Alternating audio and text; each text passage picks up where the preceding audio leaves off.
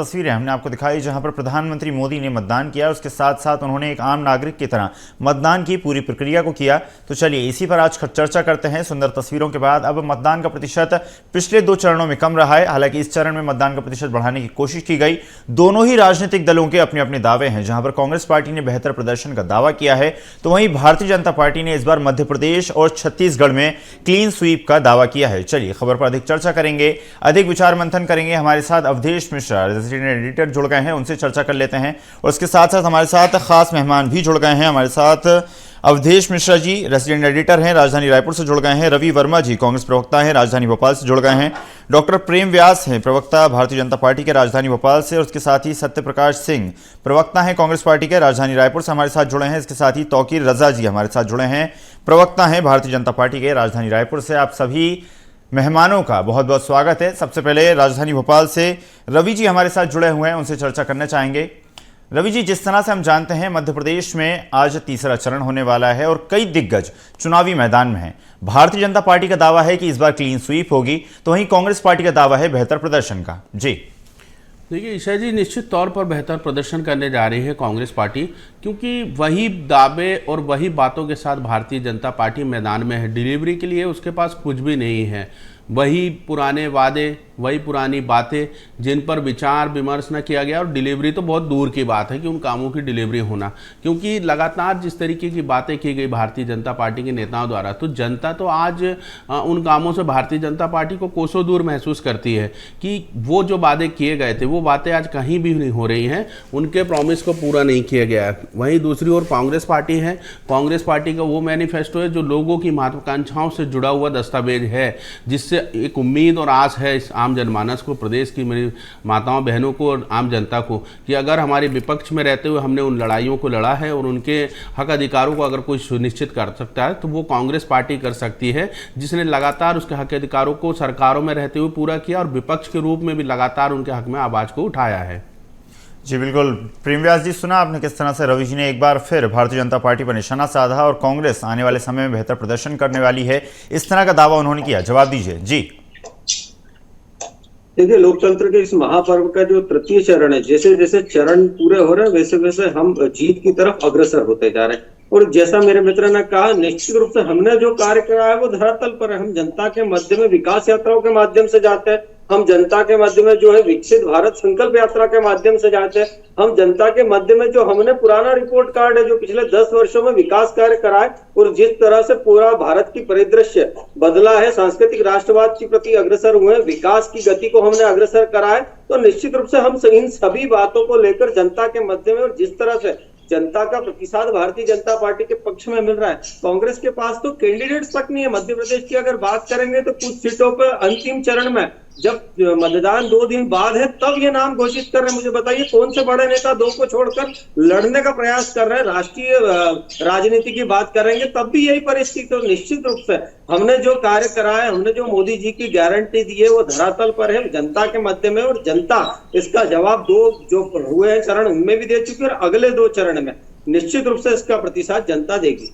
जी बिल्कुल प्रेम व्यास जी, और यही कॉन्फिडेंस भारतीय जनता पार्टी के अन्य नेताओं के अंदर भी देखने को मिल रहा है। हालांकि वक्त बताएगा कि यह कॉन्फिडेंस था या फिर ओवर कॉन्फिडेंस। फिलहाल मैं रुख करना चाहूंगा राजधानी रायपुर से अवधेश मिश्रा जी हमारे साथ जुड़े हुए हैं। अवधेश जी, ओवर टू यू। बेहद शुक्रिया ईसा जी। कुल मिला के ये है कि लोकतंत्र के इस महापर्व में आज अपनी भागीदारी सबसे पहले आप सुनिश्चित कर लीजिए। एक जागरूक मतदाता होने का आज प्रमाण दे दीजिए कि आप अपने सारे कामों का दरकिनार करके पहले अपने मताधिकार का इस्तेमाल कीजिए। बीएसटीवी की अपील कि सारा काम बाद में, पहले मतदान फिर जलपान, उसके बाद आप लोकतंत्र की इस मजबूती के लिए इस महायज्ञ में अपनी जो पूर्णाहुति है उसको दीजिए। चर्चा की मैं शुरुआत करता हूं। सत्यप्रकाश सिंह हमारे साथ बने हुए हैं। सत्यप्रकाश जी, तमाम दावों वादों का वक्त बीत चुका है, अब जनता जनार्दन कतार में आ चुकी है अपने मताधिकार का इस्तेमाल करने के लिए। क्या चल रहा होगा मतदाताओं के मन में? क्या उनके मन को टटोल के आप दावा करना चाहते हैं सत्यप्रकाश जी? देखिए अवधेश जी, सबसे पहले तो मैं आपके प्रतिष्ठित चैनल के माध्यम से मैं भी आग्रह करना चाहूंगा जनता से कि ज्यादा से ज्यादा लोग घर से बाहर निकले, मतदान करें और अपने एक सुनहरे भविष्य के लिए मतदान करें और सही को चुने। देखिए आपने बात की, ये जो चुनाव है ना वो जनता और केंद्र सरकार के बीच का है। हम तो विपक्ष के नाते हैं ही उनके साथ, जो हम विपक्ष के नाते हमने मजबूती से जो आवाज उठाई है जनता की वो तो हम कर ही रहे हैं। मगर देखिए जनता, मैं क्यों बोल रहा हूँ, जनता इसलिए मजबूत साथ सामने खड़ी है क्योंकि जनता को जो एक पिछले 10 साल जो प्रताड़ित किया गया, जो जुमलेबाजी हुई है, और सबसे महत्वपूर्ण बात ये जो चुनाव है जो बीजेपी लड़ रही वो कहीं ना कहीं संविधान को खतरे में डाल रही है। कहीं ना कहीं जो दलित वर्ग है, पिछड़ा वर्ग है, जो अति पिछड़ा वर्ग है, उनको मालूम है कि उनके अधिकार जो है कहीं ना कहीं छीनने की कोशिश की जा रही है। तो ये जो वर्ग है ना वो बहुत मजबूत से खड़ा है कि ये अगर केंद्र सरकार अगर नहीं बदली तो हमारे अधिकारों के हनन हो सकता है और हमारे अधिकारों को छीना जा सकता है। तो ये जो चुनाव है बहुत महत्वपूर्ण चुनाव। और आपने बोला जनता के मन में क्या चल रहा होगा, देखिए जनता तो के मन में क्या चल रहा है, हम भी जमीनी स्तर पर गए हैं, हमको भी पार्टी जो दायित्व दिया था हमने काम किया, तो फीडबैक जो हम लोगों को मिला है जनता के मन में यह है कि सबसे महत्वपूर्ण बात महंगाई की बात आप कर लीजिए, बेरोजगारी की बात कर लीजिए, तो महंगाई और बेरोजगारी जो रोजगार की बात है 2 करोड़ मिला नहीं है। और सबसे महत्वपूर्ण बात जो जनता को चुभा है कि भाई मोदी जी जब आए थे तो उन्होंने बोला ना खाऊंगा ना खाने दूंगा, मगर ये नया नया इलेक्टोरल बॉन्ड ले आए। तो ये एक विश्वासघात जैसा जनता को लगा है कि हमने तो मोदी जी को एक ये चेहरा समझा जो भ्रष्टाचार मुक्त की बात करते थे और एक नया भ्रष्टाचार इजाद कर दिया इलेक्टोरल बॉन्ड का, कि मैं इलेक्टोरल बॉन्ड से खाऊंगा, इलेक्टोरल बॉन्ड से खिलाऊंगा। तो जनता के अंदर बहुत पीड़ा है पिछले 10 साल की। और यहाँ के अगर 3 महीने की सरकार की बात कर दूं मैं तो 3 महीने में भी किसान को कैसे चला गया, 17-18 का बोल के 14-15 दिया गया, महतारी वंदन लाखों महिलाएं अभी भी वंचित है, आपके आवास के एक आवास भी अब स्वीकृत नहीं हो केंद्र सरकार से। तो 3 महीने की सरकार, यहाँ पे भी 3 महीने की सरकार ने सिर्फ और सिर्फ वादों किए थे चुनाव के दौरान, जब देने की बारी आई तो उसमें भी छल दिया गया। तो जनता के मन में बहुत पीड़ा पिछले 10 साल के और अभी जो 3 महीने की सरकार के। तो इसलिए मैं बोल रहा हूं जनता बहुत मजबूती के साथ हमारे साथ खड़ी है, विपक्ष के साथ खड़ी है, और विपक्ष बहुत मजबूती के साथ केंद्र सरकार के सामने खड़ी है। और उनको मालूम है कि विपक्ष इस बार इतना मजबूत है कि उनकी सीटें कितनी जाने वाली उनको मालूम है। मैं जवाब ले ले तो सत्यप्रकाश जी, तौकीर वजह जी हमारे साथ बने हुए हैं। तौकीर जी, सत्या जी ने कह दिया कि महंगाई, बेरोजगारी, इलेक्टोरल जो बॉन्ड है, दलित, पिछड़ा, तमाम मुद्दे जो है जनता जनार्दन के सामने है और बतौर विपक्ष कांग्रेस इसे पुरजोर तरीके से उठाई है। और यही वजह है कि आज जनता जनार्दन जब कतार में लगे मताधिकार का इस्तेमाल करने के लिए तो उनके मन में परिवर्तन का भाव है। जवाब दे दीजिए। देखिए ऐसा है कि पिछले 10 सालों में जो भारत का विकास हुआ है ये अपने आप में एक समृद्धशाली सशक्त भारत का विकास हुआ और विकसित भारत की ओर एक कदम है। इसके पहले अगर आपने देखा होगा कि विकसित भारत का जो सपना किसी ने देखा ही नहीं, सिर्फ भारत के लिए विकास की तो बात करते थे, गरीबी हटाओ की बात करते थे, लेकिन आपने देखा होगा पूरे विश्व में भारत की छवि जो है एक गरीब राष्ट्र के रूप में रही। लेकिन अगर पिछले 10 वर्षों में देखें, माननीय मोदी जी ने 25 करोड़ गरीब भारतीयों को तो वैसी गरीबी रेखा से हटा दिया। ये अपने आप में विकास भारत की एक सबसे बड़ी मिसाल है। और रही बात इन्होंने अभी जो कह रहे थे, तो आज एक बात बताइए, अभी पिछले 4 महीनों हमारी सरकार हुई, मोदी जी की गारंटी के रूप में हर गारंटी हम पूरा करने का जो वादा किया था उसमें लगभग 80% हमने पूरा कर लिया है। 20% कुछ वादे हैं वो भी हम पूरे करेंगे। चाहे किसानों से हमने 31 रुपए क्विंटल में खरीदी की बात करे थे वो भी हम खरीद रहे हैं और साथ ही साथ उसका पैसा दे भी दिया। उसके साथ साथ महातारी वंदन के रूप में जो हमने बात की थी वो भी दे दिया।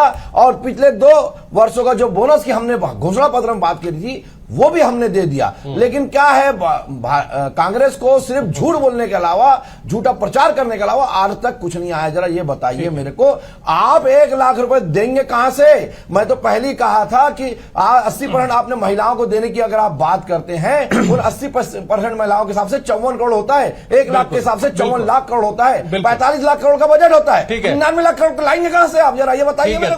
तौकीर जी, दरअसल होता यह है कि अपने वादे और दूसरे के वादे जो है कुवादे लगते हैं राजनीतिक दलों के पास। ये सवाल तमाम पूछे गए बीजेपी से, ये सवाल तमाम पूछे गए कांग्रेस से। जब छत्तीसगढ़ में कांग्रेस की सरकार थी तो वादों के पीछे जो प्रबंधन है वो वक्त के साथ सरकार के साथ संभवतः आ जाता। खैर, जनता जनार्दन के मन में क्या है जनता तय कर लेगी। आज 4 जून की तारीख है, जब पता चलेगा कि किसके दावों में दम है। मैं फिलहाल भोपाल स्टूडियो का रुख कर लेता हूं। ईसा जी, ओवर टू यू। जी बिल्कुल अवधेश जी, जिस तरह से आपने बताया कि वक्त ही बताएगा किसके वादों में और किसके दावों में दम है। और इस लोकसभा चुनाव की अगर बात की जाए तो इसमें खास तौर से एक शब्द लगातार चर्चाओं में बना हुआ है, वो है गिरता वोटिंग प्रतिशत। रवि जी, आपके पास आना चाहूंगा और सिर्फ एक सवाल करना चाहूंगा, क्या कारण है जो वोटिंग प्रतिशत लगातार गिर रहा है? क्या माना जाए कि कांग्रेस का जो पारंपरिक वोट है या जो कांग्रेस को वोट करना भी चाहता है वो नाउम्मीद हो चुका है कि परिवर्तन इस देश में आसान नहीं होगा? ईशा जी, ये कहना पूर्णतः असत्य होगा कि कांग्रेस पार्टी का वोट प्रतिशत गिरा है या उनका मतदाता जो है कमजोर पड़ा है।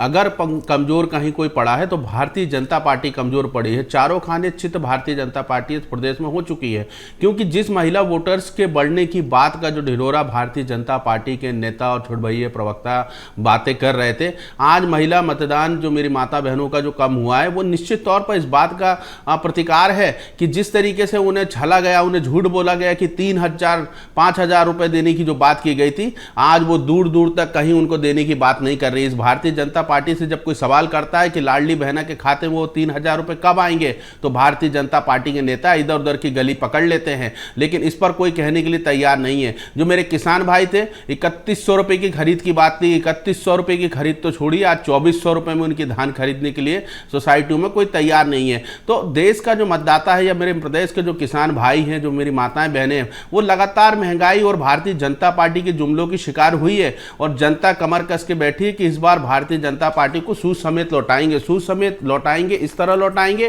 कि जिस तरीके से इन्होंने कुठाराघात किया है, तो इन्हें वोट की चोट है जो बहुत भारी पड़ने वाली है। जी बिल्कुल। प्रेम व्यास जी, सुना आपने किस तरह से यही पूरी कांग्रेस पार्टी कहती नजर आ रही है कि माताएं नाराज हैं, बहनें नाराज हैं, किसान वर्ग जो है वो भारतीय जनता पार्टी से नाराज है, जिस कारण लगातार वोट बैंक गिरता नजर आ रहा है। चलिए छोड़िए, अगर कांग्रेस के बातों को छोड़ दिया जाए, आरोपों को छोड़ दिया जाए, तो कहां गया इस बार वो मोदी मैजिक 2014 में 2019 में देखने को मिला था? मोदी मैजिक खत्म? देखिए, मोदी मैजिक तो धरातल पर है ना। और जिस तरह से मेरे मित्र कह रहे थे छुटभैया प्रवक्ता, तो निश्चित रूप से हमारी जो शाब्दिक गरिमा होती है वक्तव्य की, हम छुटभैया नेता हैं लेकिन हम कार्य बड़े करते हैं, और आप बड़े नेता लेकिन कार्य छुटभैया करते हैं। और यही जो अंतर है जनता को नजर आता है कांग्रेस के प्रवक्ता और भारतीय जनता पार्टी के प्रवक्ता के मध्य में। जिस तरह से हमने अगर कार्य करा है तो हम पहले घर देते हैं, घरों का निर्माण करते हैं, उसके बाद हमारे घोषणा पत्र में हम कहते हैं कि हम 3 करोड़ घर अतिरिक्त देंगे। स्वामीनाथन आयोग की जो रिपोर्ट है वो 2006 में आती है, कांग्रेस उसको 7 वर्षों तक 8 वर्षों तक दबा के रखने का कार्य करती है। हम 22 फसलों पर एमएसपी देने के पश्चात जो किसान बजट है उसको 3 गुना पश्चात करने के पश्चात हम किसानों से कहते हैं कि हम किसानों के लिए जो है लाभ का कार्य करेंगे। तो जो हम कार्य कर चुके हैं, जैसे आयुष्मान कार्ड को लेके, तो हमने पूर्व में जैसे आयुष्मान कार्ड में लोगों को लाभ देने का कार्य करा, उसके पश्चात कहा है कि अब 70 वर्ष से अधिक उम्र के लोगों को भी सम्मिलित करेंगे, और जो दूसरे जिस तरह से कोविड काल में जो लोग हताहत हुए थे उनको भी इसमें सम्मिलित करेंगे, भोपाल गैस कांड के जो लोग हैं उनको भी सम्मिलित करेंगे। तो हम पहले करते हैं, करके बताते हैं, उसके बाद में वादे करते हैं। कांग्रेस की परिस्थिति यह है कि 55 वर्षों में सिर्फ वादे और जो ओरिजिनल जुमले हैं वो कांग्रेस के पूर्व के नेता और वर्तमान के नेता देते आ रहे हैं। ओपीएस को लेकर जो है कांग्रेस पूरे प्रदेशों में राहुल गांधी जी घूमते रहे थे, जैसे ही मैनिफेस्टो की बात आई तो ओपीएस पूरी तरीके से नदारद। उसके बाद में ओपीएस को लेकर कांग्रेस के गठबंधन के दल जो है वो अलग अलग बातें करते हैं, कांग्रेस के मैनिफेस्टो में ओपीएस का अलग जिक्र है। तो आप बताइए कि जो आपके गठबंधन के लोग हैं वो आपकी बातों से एक मत नहीं है, तो जनता आप पर विश्वास कैसे करेगी? दूसरा जो है, हमने कहा था कि हम नौकरियां देंगे, ईपीएफओ खाते देख लीजिए, पहले 11 करोड़ हुआ करते थे, 27 करोड़ है। हमने लगभग 16 करोड़ जो है रोजगार दिए हैं, वो रोजगार से जुड़े तब तो ईपीएफओ भर रहे हैं ना। हमने कहा था कि हम स्वरोजगार के लिए प्रेरित करेंगे, हमने 22 लाख करोड़ रुपया जो है स्वरोजगार के लिए दिया है। हमने कहा था कि हम डिजिटलाइजेशन लाएंगे, उस समय कांग्रेस के मित्र 2013 के 14 के मध्य में जब नरेंद्र मोदी जी ने कहीं बात करी थी। जी बिल्कुल, प्रेम व्यास जी बने रहिएगा आप हमारे साथ, आगे भी आपसे चर्चा करते रहेंगे। चलिए फिलहाल रुख करते हैं राजधानी रायपुर का, जहां पर कलेक्टर गौरव सिंह पहुंचे हैं मतदान केंद्र। बीपी पुजारी ने मतदान किया। आपको बता दें, केंद्र पहुंचकर उन्होंने वोट डाला। कलेक्टर गौरव सिंह ने अपनी पत्नी के साथ मतदान केंद्र पहुंचकर मतदान किया। मतदान करने के बाद जनता से भी उन्होंने वोट करने की अपील की। उसके साथ साथ सदुपयोग करने की उन्होंने अपील की है, यानी कि बेहतर इंसान को वोट दें, इस तरह की अपील कलेक्टर द्वारा की गई। तो ये तस्वीरें आपको दिखा रहे हैं राजधानी रायपुर से।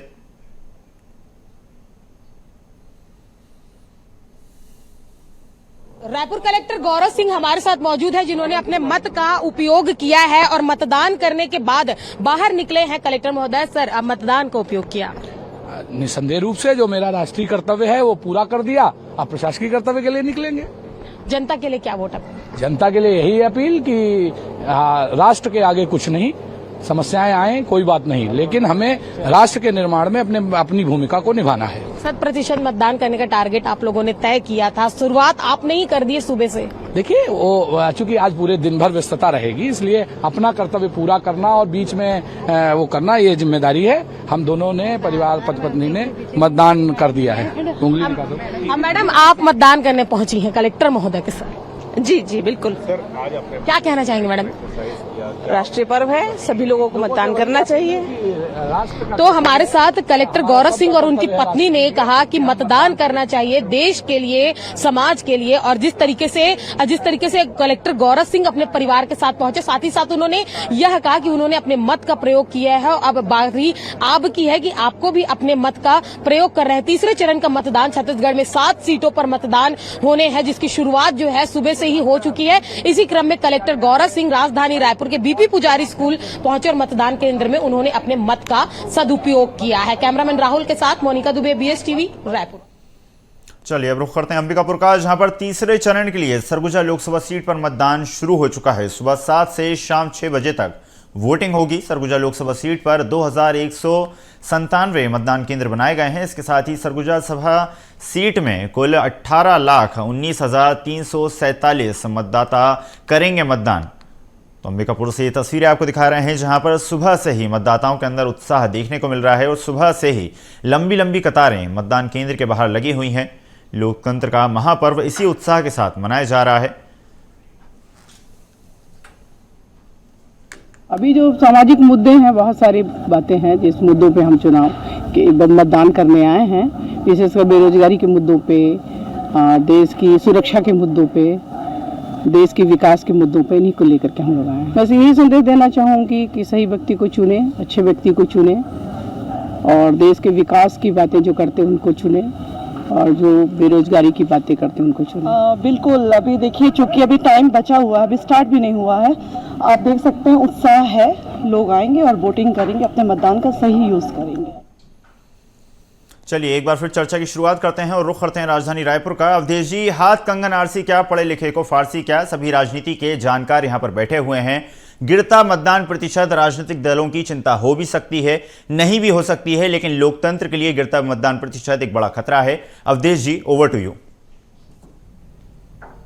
बिल्कुल बिल्कुल, आपने सही कहा ईसा जी कि जिस तरह से मतदान के प्रतिशत में जो कमी देखने को मिली 2024 में, यह निश्चित तौर पे उन तमाम प्रयासों पे कुठाराघात माना जाएगा जिसके जरिए न केवल निर्वाचन आयोग, न केवल राजनीतिक दल, बल्कि अलग अलग चैनल, अलग अलग NGO, अलग अलग माध्यमों से लोगों से वोट अपील की गई, लेकिन लोग अपने घरों से नहीं निकले उस स्तर पे, उस औसत पे जिसकी उम्मीद, जिसका पूर्वानुमान जो था वो लगाया गया था। बहरहाल तीसरा चरण छत्तीसगढ़ में, देश भर में अपील फिर से एक बार कि आज अपने मताधिकार का इस्तेमाल कीजिए, अपने राष्ट्रीय कर्तव्य का निर्वहन कीजिए, उसके बाद दूसरे कामों पे आप जाइए। आज अगर वोट देने से आप चूक गए तो 5 साल के बाद आपको ये मौका मिलेगा। मैं चर्चा को आगे बढ़ाता हूं। लगातार हमारे साथ मेहमान बने हुए सत्यप्रकाश जी।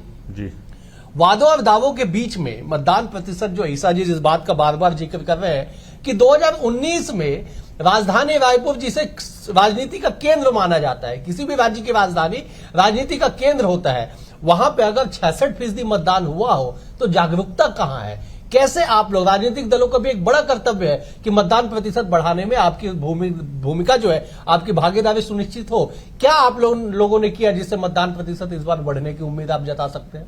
देखिए अवधेश जी, ये बात तो जरूर है कि मतदान प्रतिशत कम होता है तो थोड़ा चिंता का विषय है। थोड़ी सी जागरूकता जनता के बीच में लानी पड़ेगी। देखिए, हम एक राजनीतिक दल के मुताबिक में बात करूं तो हम भी जनता के पास जाते हैं, जैसे हम अपने प्रचार के दौरान भी जाते हैं, तो वोट करने की अपील तो हम करते हैं, मगर साथ साथ हम जरूर ये बात बोलते हैं कि आप अपने सुनहरे भविष्य के लिए वोट करें। आपको जो सही व्यक्ति लगे, जो सही कैंडिडेट लगे, उसको वोट करें, कम से कम मतदान जरूर करें। तो हम भी अपनी तरफ से पूरे प्रयास करते हैं एक राजनीतिक दल होने के नाते। तो इसलिए इस बार हो सकता है, जो 2 बार का जो चरण था उसमें गर्मी बहुत थी, आज का मौसम कुछ ठीक है, तो हो सकता है उसकी वजह से आज कहीं प्रतिशत बढ़ जाए।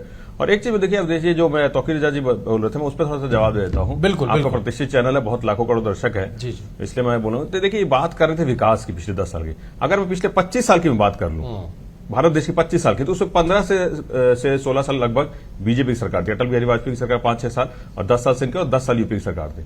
और एक इन्होंने बात की कि 23 करोड़ लोग जो है वो गरीबी रेखा से ऊपर आ गए, और अभी ये खुद दावा करते हैं कि हम 85 करोड़ लोगों को फ्री राशन बांट रहे हैं। तो ये देखिए इनका कैसे फर्जी डाटा रहता है। 85 करोड़ अगर गरीब हैं, 23 करोड़ और जोड़ लीजिए, 140 करोड़ में मतलब 100 करोड़ से ज्यादा लोग तो गरीब है, ये आप खुद बता रहे हैं।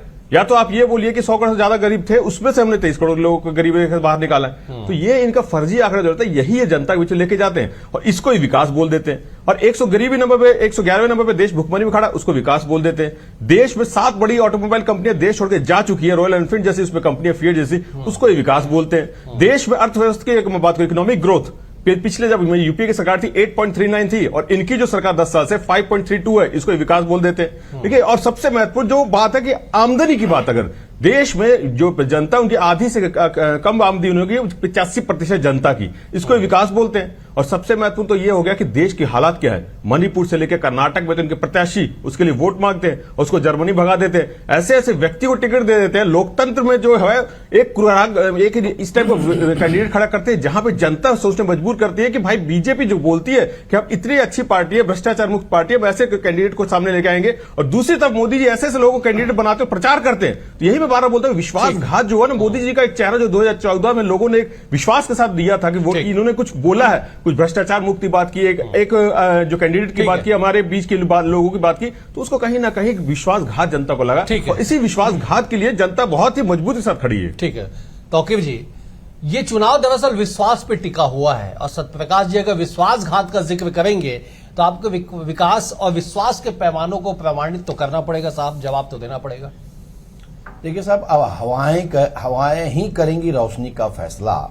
अब हवाएं ही करेंगी रोशनी का फैसला, जिस दिए में जान होगी वही बाकी रह जाएगा। ये फड़फड़ा रहे हैं आज, और इसी कारण से आज इनका दिया बुझता हुआ नजर आ रहा है। ये बर्दाश्त नहीं कर पा रहे हैं मोदी जी के जो विकसित भारत का स्वप्न को, और उन्होंने जो विकास किया है। भ्रष्टाचार की आप बात करते हैं, एक भी इन्होंने साबित नहीं कर पाया कि भ्रष्टाचार हुआ है। बांड की अगर बात करें तो बांड किस रूप में आपको भी मिला था, बांड सभी पार्टी के पास गया है। और अगर कर्नाटक की बात करें, जर्मन वो गया है, जो भी एनडीए का व्यक्ति कैंडिडेट जो है, तो हमने उसको नहीं भगाया तो आपने एंडरसन को था, आपके राजीव गांधी ने भगाया था। आप बात मत करें, किस मुंह से बात करते हैं? अरे साहब, भगाने वाले आप थे, विदेशी शक्तियों के साथ हमेशा गोद में बैठने वाले आप रहे। नहीं तो यह आपका जीता जागता उदाहरण है कि जाकर चंदे के लिए जाके चाइना की गोद में जाके बैठ जाते हैं। यह स्थिति आपकी रही। हमने विकास किया है, विकास की गंगा बहाई है, और जनता इसीलिए हमको सर आंखों पर रखी है। और जिसको जो विकास करता है, जो वादे पूरे करता है,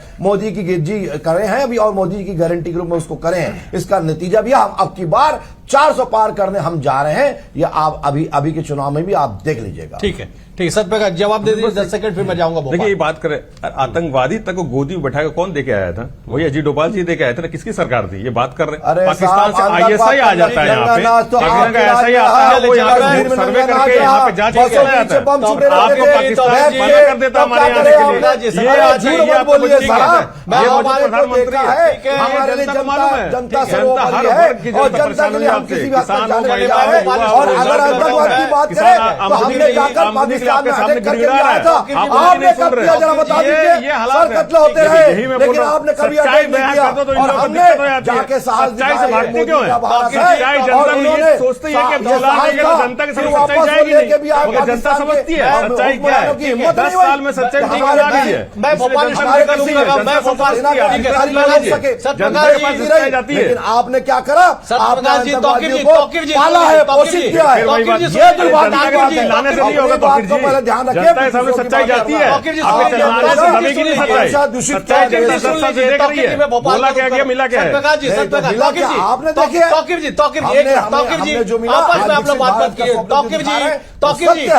जी आपस में बात मत कीजिए। मैं आपको पूरा समय दे रहा हूं, मैं आपको समय दूंगा तो आप बोलेगा ना। सत्यप्रकाश जी बोलना शुरू नहीं करेंगे, आप बोलेंगे, आप बोलना नहीं शुरू करेंगे, सत्यप्रकाश जी बोलेंगे, तो कैसे काम चलेगा? मैं पूरा मौका आपको दे रहा हूं, दोनों को 1 घंटे का डिबेट है, आराम से अपनी बातों को रखिएगा। फिलहाल मैं भोपाल स्टूडियो का रुक कर रहा हूं। ईसा जी, ओवर टू यू। जी बिल्कुल अवधेश जी, तीखी बहस का दौर देखने को मिल रहा है। बात की जाए न्यूज रूम के स्टूडियो की या फिर चुनावी सभाओं की, यही तीखी बहस हर जगह बनी हुई है। चलिए एक बार फिर चर्चा की शुरुआत करते हैं, मेहमानों के पास जाते हैं। अवधेश जी, आपके पास आना चाहूंगा, और एक सवाल मेरा अवधेश जी आपसे था। राजधानी भोपाल की एक सीट है जहां पर भारतीय जनता पार्टी ने इस बार आलोक शर्मा को टिकट दिया। उससे पहले साध्वी प्रज्ञा को टिकट दिया। उससे पहले आलोक संजर को मैदान में उतारा। भारतीय जनता पार्टी की पारंपरिक सीट है, लेकिन उसके बाद भी भारतीय जनता पार्टी को लगातार प्रत्याशियों के नाम बदलने क्यों पड़ते हैं? ये पैटर्न जो भारतीय जनता पार्टी ने निर्मित किया है, ये पैटर्न हायर लेवल पे कब लागू होगा? आखिर प्रधानमंत्री के चेहरे के लिए ये कब लागू किया जाएगा?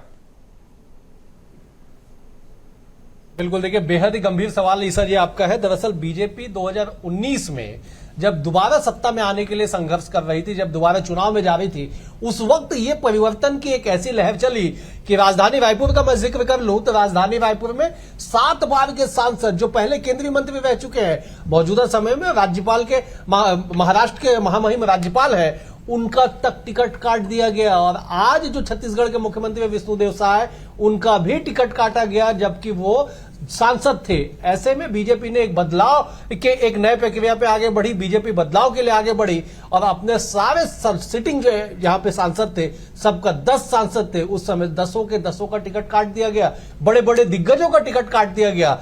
लेकिन यह बदलाव का क्रम 2024 में भी देखने को मिला। राजधानी रायपुर की बात कर ली जाए तो सुनील सोनी को पिछले बार चुनावी मैदान में उतारा गया और सुनील सोनी 3,47,856 वोटों से जीतते हैं, बड़े मार्जिन से जीतते हैं। बावजूद सुनील सोनी का टिकट काट दिया गया, जबकि रायपुर लोकसभा के 9 विधानसभा में 8 पे भाजपा का परचम है, 8 पे भाजपा का कब्जा है, केवल एक भाटापारा सीट पे जो है कांग्रेस है। तो ऐसे में जो है यहां पे जो चेहरे बदलने की जो बात है वो लगातार जारी है। लेकिन आपने जो बात कही कि प्रधानमंत्री के तौर पे कब चेहरा बदलेगा, तो बीजेपी के आंतरिक रणनीति है कि किस चेहरे को लेकर वो आगे बढ़ती है, किस चेहरे के जरिए जनता के बीच में विश्वास पैदा करने की कोशिश करती है। खैर, मैं चर्चा को आगे बढ़ाता हूं। मैं बड़े संक्षेप में जवाब ले लेता हूं मैं सत्यप्रकाश जी आपसे कि सारे दावों वादों का समय समाप्त। अब जनता से आप क्या अपील करेंगे अपने पार्टी को वोट देने के अलावा आज लोकतंत्र के मजबूती के लिए? देखिए, सबसे पहले तो आपका प्रतिष्ठित चैनल है, तो मैं फिर से वही आग्रह करूंगा जनता से कि घरों से बाहर निकले और अपने सुनहरे भविष्य के लिए मतदान करें। और सबसे महत्वपूर्ण 10 साल का आपका जो सरकार आपने देखी है उसका आकलन जरूर करें कि 10 साल में जो बोला गया वो आपको मिला कि नहीं मिला, सरकार ने आपके लिए क्या काम किया। हर वर्ग के लिए अपने अपने वर्ग को वो सब समझे, अपने समाज को समझे कि हमारे समाज के लिए, हमारे वर्ग के लिए सरकार ने क्या किया। इसलिए मैं बोलूं कि 10 साल के जो वादा कराए वो जनता के बीच में है। जनता जान रही है कि हमको सिर्फ झूठ और जुमलेबाजी भी नहीं है। देखिए, मैं एक एक वर्ग गिना देता हूं। महिलाओं के प्रति आप देख लीजिए, मणिपुर से लेकर जंतर मंतर पर। आप किसानों की बात करिए, देश का दुर्भाग्य ऐसे 70 साल के इतिहास में जवान और किसान आमने सामने खड़ा है। युवा जो रोजगार आज भी मांग रहा है, तो हर वर्ग प्रताड़ित है और उसी को देखते हुए मतदान जरूर जनता करेगी और किस सुनहरे भविष्य के लिए मतदान करेगी। चलिए, मैं तौकीर जी आपके पास आऊंगा, लेकिन उससे पहले जब मैं भोपाल का रुख कर लेता हूं। आलोक शर्मा से हमारे संवाददाता ने खास बातचीत की, जब एक बार सुनवा दीजिए। आलोक शर्मा जी मौजूद है, पूजा करके आए हैं। सर, लोकतंत्र का महापर्व है और आप भी बीजेपी से उम्मीदवार हैं, क्या कहेंगे? देखिए, आज पूरा भोपाल हमारा लोकसभा परिवार लोकतंत्र का महोत्सव मना रहा है। आज मुझे बड़ी खुशी है, जो जानकारियाँ मिल रही हैं कि आज हमारे भारतीय जनता पार्टी के पोलिंग एजेंट सुबह 6 बजे से ही मतदान केंद्र पे पहुंच गए। मॉक पोलिंग के अंदर उन्होंने हिस्सा लिया और मुझे बड़ी खुशी है कि आज भोपाल में भारतीय जनता पार्टी की पहली टेबलें लगी। कांग्रेस की तो कहीं टेबल भी नहीं लगी हैं। और सबसे बड़ी खुशी इस बात की है, लोकतंत्र के इस महोत्सव पर्व को भोपालवासी बढ़ चढ़कर हिस्सा ले रहे हैं। सुबह से ही देखिए, हर मतदान केंद्र के ऊपर माताएं बहनें बढ़ चढ़कर मतदान कर रही हैं। बड़ी बड़ी लंबी कतारें लग रही हैं और मुझे लगता है कि इस बार भोपाल की जनता भोपाल के 35 साल के जीत के सभी रिकॉर्डों को ध्वस्त करने वाली है। और इस बार भोपाल में कमल का फूल। मंगल दिन है सर, आज हनुमान जी का। हनुमान जी मेरे इष्ट हैं। मंगलवार में पूजा करके ही आ रहा हूँ, धोती कुर्ते में हूँ, पूजन करके ही मैं आ रहा हूँ।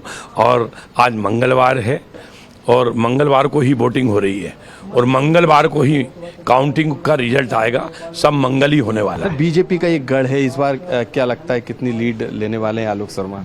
देखिए, ये जनता को निर्धारण करना है। हम तो जनता की अदालत में हैं। क्योंकि टारगेट तो रखा हुआ। मुझे लगता है कि जनता 35 साल का जो रिकॉर्ड है अभी तक, सब रिकॉर्डों को ध्वस्त करेगी और इस बार भोपाल में कमल का फूल खिलेगा। क्योंकि पूरे भोपाल में मोदी मैजिक चल रही है। पूरा मोदी में हो गया भोपाल, पूरा भोपाल राम में हो गया है। जबरदस्त ऐतिहासिक जीत। रोड शो में भी थे आप? जी जी जी, जनता का जबरदस्त आशीर्वाद इसलिए मिल रहा है।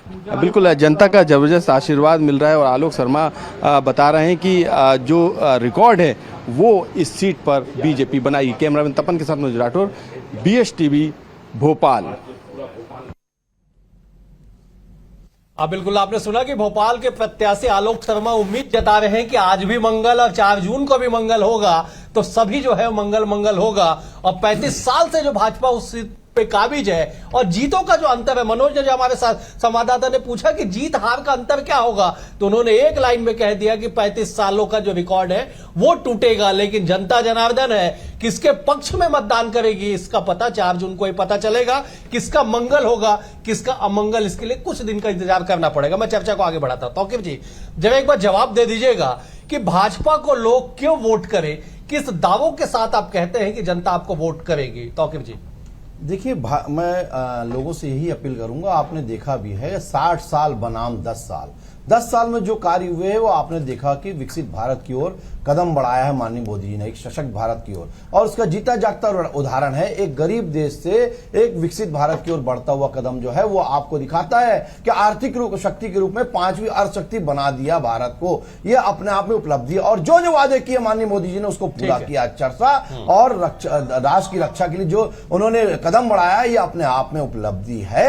और मैं जनता से यही अपील करूंगा, बढ़ चढ़कर इस लोकतंत्र के महोत्सव में भाग लें और ज्यादा से ज्यादा वोट करें। किसी भी हाल में अपने को, किसी भी गरीब हो या असहाय हो या अपंग हो, उसको सबसे ज्यादा मदद करके कोशिश करिए कि वो मतदान केंद्र तक लाइए और ज्यादा से ज्यादा वोट करिए। चलिए, ये बड़ी अच्छी बात आपने तौकीर जी कही कि जनता जनार्दन ना केवल खुद मतदान करे बल्कि जो कहीं ना कहीं मतदान केंद्र तक पहुंचने में असमर्थ है उनकी भी मदद करे, बढ़ चढ़ के इस लोकतंत्र के महापर्व में अपने यज्ञ में अपनी आहुति जरूर सुनिश्चित करे। ईसा जी, ओवर टू यू।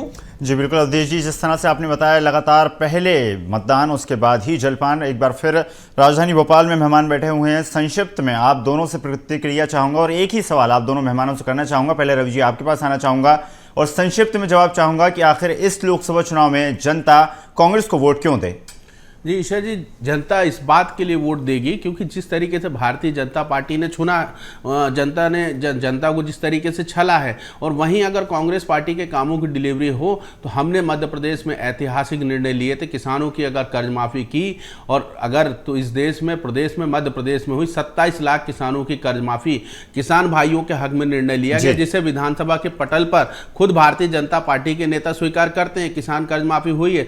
देश में अगर विश्व में सबसे अगर सस्ती बिजली कही थी तो मध्य प्रदेश में 100 रुपए में 100 यूनिट बिजली देने का काम हमने किया था। ऐसे तमाम ऐतिहासिक कार्य किए हैं जिनके दम पर हम आज भी वोट मांगने की इच्छा और क्षमता रखते हैं और जनता देने के लिए तैयार है, क्योंकि ये जो विषय है इन विषयों पर भारतीय जनता पार्टी दूर दूर तक कांग्रेस से बात करने के लिए टिक नहीं पाती है। और आज लगातार महंगाई की तरह मुंह फाड़े खड़ी है। महंगाई आज लगातार घरों में जिस तरीके से आग लगा रही है, ये भारतीय जनता पार्टी की विफलता का स्मारक है। चलिए प्रेम जी आपके पास आना चाहूंगा और आपसे भी संक्षिप्त में वही सवाल पूछना चाहूंगा। इस बार लोकसभा चुनाव में भारतीय जनता पार्टी को जनता अपना मत क्यों दे, संक्षिप्त में उत्तर दें।